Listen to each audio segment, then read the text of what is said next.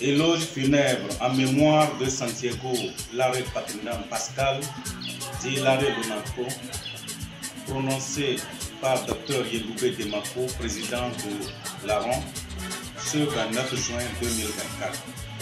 Excellences, Monsieur le ministre, chers parents et amis, mesdames et messieurs, à vos grades et titres respectifs, c'est avec une grande tristesse et beaucoup d'émotion que le 28 mai dernier, nous avons appris la disparition de notre cher Santiago Larry Papindam, connu sous le nom de Larry Lonako, à l'âge de 73 ans. L'amicale des ressortissants de l'Oti Nord à Lomé, à Ron, venait de perdre un grand militant, un grand président qui aimait m'appeler affectueusement et avec fierté docteur.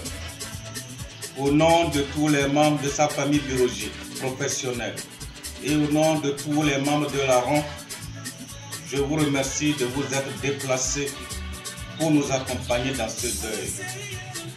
Le deuil de Larry Lonako, notre cher regretté, qui fut grand-père, père, oncle, grand frère pour certains, ami pour d'autres, parents pour d'autres encore, mais un brave et vaillant modèle pour moi et pour tous les membres de la grande famille de l'ARON.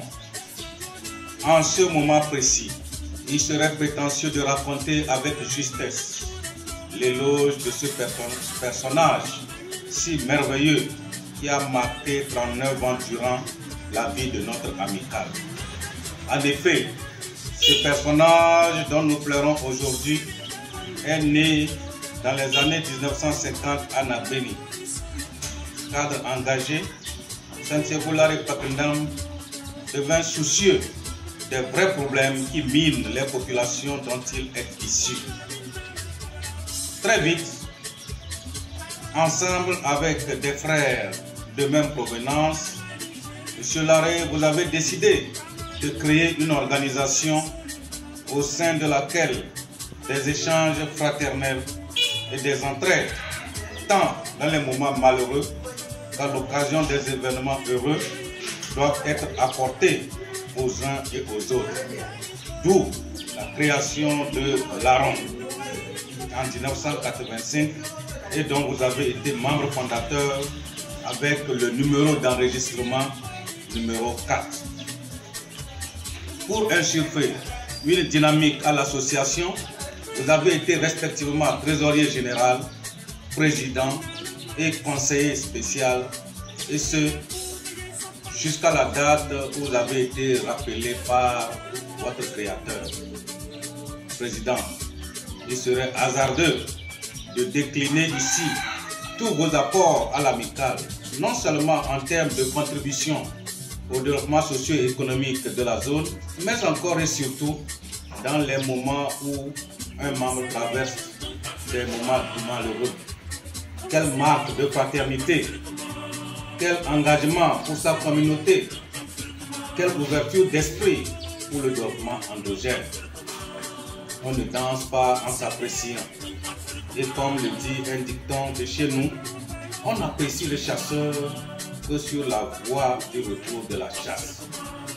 Pour ce qui vous concerne, Ignace Spartax, qui avait surmonté stoïquement l'énorme défi d'une jeunesse courageuse et engagée, enclin à la réussite, franchissant épreuves, importunités, impasses, embûches, ennuis, tourments, peines et misères pour grandir, progresser et percer dans la vie. Nous ne pouvons que rendre témoignage de votre réussite. Oui, réussir autrement, réussir malgré tout. Oui, c'est mémorable, votre exemple. Je me rappelle que lors des visites que nous vous rendions au cours de votre longue maladie, vous ne cessiez de nous répéter que dès que vous iriez mieux, vous viendrez à la réunion pour saluer et échanger avec tous les membres. En outre, vous nous chargez à chaque fois de transmettre vos remerciements et surtout vos encouragements à tous les membres et les exhorter à davantage d'union et de fraternité. Vous étiez pour nous plus qu'un conseiller, la force qui nous rassure tous, l'homme qui maintient la stabilité. Et l'on se délectait tant de votre présence. Mais la mort, comme pour couper libre cours à notre appétit, en a décidé votre mort. Monsieur Santiago Larry Papindam dit Larry Donato, un prospectiviste, un précurseur dans l'initiative privée, en des capacités de vos interlocuteurs. Très discret, vous étiez infatigable, reconnaissons-le. Oui, vous étiez presque impassible face à tout événement et semblez invincible. Et quel incident que ce soit, c'est vrai. Il s'agissait là de vous, Larry Donato, un nom à préserver, une image à vendre pour l'autopromotion. Vous étiez un être très sensible, doux, aimant et donc vulnérable aux émotions comme nous autres. Quel homme étiez-vous au juste? Votre fierté et votre élégance étaient une disposition naturelle. La conscience que vous aviez de vous et de vos responsabilités allait de pair avec une autre disposition naturelle, votre simplicité et votre humilité. Les innombrables expériences de votre vie vous donnaient une maturité de senior, tant dans vos responsabilités, dans le service, que dans la vie de votre communauté, laquelle a d'ailleurs fait de vous très tôt le président de l'amicale, comme je le disais plus haut. Pour moi, au-delà d'être un modèle au niveau de l'amicale, vous êtes pour moi personnellement comme un père. Oui, un père toujours enclin à donner des conseils, à vous dire sa vérité des faits, même si cela peut vous déplaire. Vous étiez un homme de conviction et de devoir, inébranlable. Vous dégagez à la fois une force tranquille et votre étonnante ouverture d'esprit. Vous étiez, cher oncle Larry, vous étiez respecté. Vous étiez un homme vraiment libre. Oui, libre dans vos prises de décision. Vous apportiez lors de nos fêtes d'amicale tout ce que vous pensez pouvoir contribuer à donner plus d'éclat à la fête. Quelle marque de générosité! En outre, l'humour. Oui, l'humour était le critère qui vous retenait dans votre participation aux échanges lors des rencontres. Quelle est lourde de porter votre absence. Je suis Larry. La mort est misérable. Qui poignarde le cœur et qui déconstruit. Oui, mais comme l'a si bien dit Mariama Ba, on ne prend pas de rendez-vous avec le destin. Le destin empoigne qui il veut, quand il veut. Dans le sens de vos désirs, le destin vous apporte la plénitude. Mais le plus souvent, le destin déséquilibre et heurte. Alors, on subit, on est obligé de subir. Triste fin, dit-on, pour un homme que rien ne donnait en fin de vie. Nous aurions vraiment voulu pouvoir jubiler en ce moment. Mais nous racontons de petites histoires de jeunesse.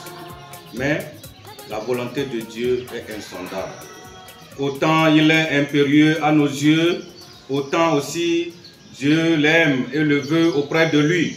Les mots sont si futiles, si faibles pour exprimer toute la douleur que nous ressentons de votre disparition.